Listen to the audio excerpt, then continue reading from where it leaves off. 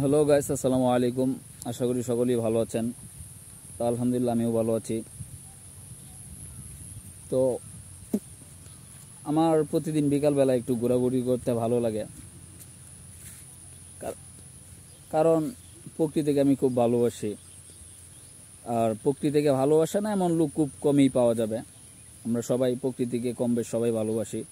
হয়তো বা কারোর সুযোগ হয়, ঘোরাফেরা করার মতো সময় পায় হাতে, আর অনেকেই পায় না, কারণ মানুষের জীবন খুবই ব্যস্ত।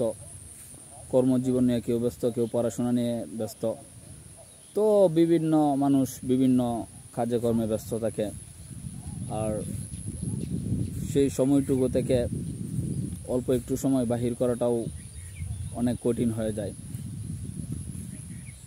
তো যারা চাকরি টাকরি করেন অবশ্যই বিকালবেলা একটু ঘুরতে বের হবেন। দেখবেন প্রকৃতি আপনার মন একদম ভালো করে দিয়েছে। আপনার যতই মন খারাপ থাকুক না কেন, প্রকৃতি আপনাকে মুগ্ধ করবেই। তবে সবাই চেষ্টা করবেন প্রতি সপ্তাহে নয়তো মাসে একবার হলেও প্রকৃতিকে সাড়া দেওয়া, প্রকৃতিকে ভালোবাসা।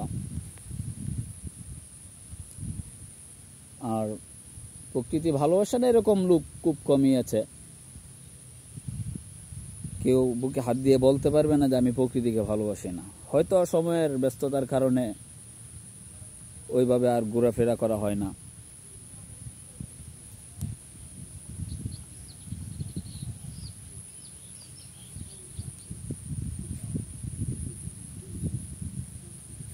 তবে যে যতটুকু সময় পান অবশ্যই ঘোরাফেরা করবেন। ঘোরাফেরা করলে মন ভালো থাকে, মস্তিষ্ক জিনিসটাও অনেক ঠান্ডা থাকে। তাই ঘোরাফেরা করাটা আসলে আমি মনে করি অনেকটাই উপকারে আসে মানুষের। ঘোরাফেরা করলে মন ফুরফুরে থাকে সবসময়।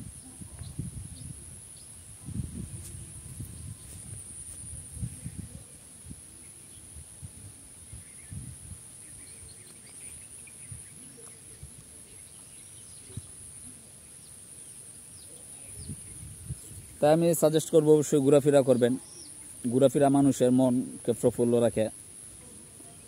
আর যারা বিবাহিত অবশ্যই স্ত্রীদেরকে একটু সময় দিবেন। তাদেরও তো ঘুরতে মন চায়, তাই না? সারাদিন বাসায় থাকবে, রান্না বান্না করবে, আপনার সকল কাজ করে দিবে, বাসার সকল কাজ করে দিবে, এরকমটা কিন্তু ঠিক না। মেয়েদেরও কিন্তু মন আছে। আপনারা যখনই সময় পাবেন অবশ্যই তাদেরকেও একটু সময় দিবেন। তাহলে দেখবেন তাদেরও মনটা ভালো রয়েছে, সংসারে কোনো সমস্যা নাই, কোনো ঝামেলা হবে না। এক কথায় স্ত্রীদেরকে সময় দিতেই হবে, কারণ তারা ভালোবাসার জিনিস, তাদেরকে ভালোবাসা দিয়ে আগলিয়ে রাখতে হয়। আর ভালোবাসা জিনিসটা এমন এক জিনিস যেটা আপনি অন্য কাউকে দিলে আপনিও সেটা অবশ্যই পাবেন। আপনি কাউকে ভালোবাসা দিবেন না, আপনিও পাবেন না। সো এটা আমাদের সকলেরই খেয়াল রাখা উচিত। ভালোবাসা দেওয়া নেওয়া দুটোই করতে হবে। আপনি যদি কাউকে ভালো না বাসেন তাহলে অবশ্যই অন্যজনের কোনো কারণে আসেন আপনাকে ভালোবাসার। তো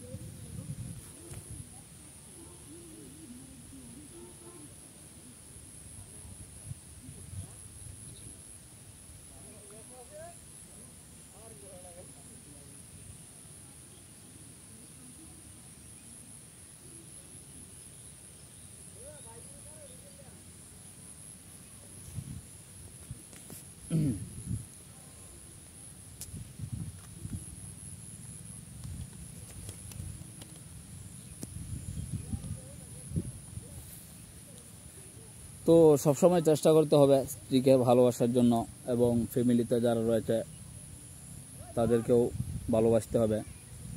ভালোবাসা দিলেই কেবল ভালোবাসা পাবেন, নয়তো কেউ কাউকে ভালোবাসবে না।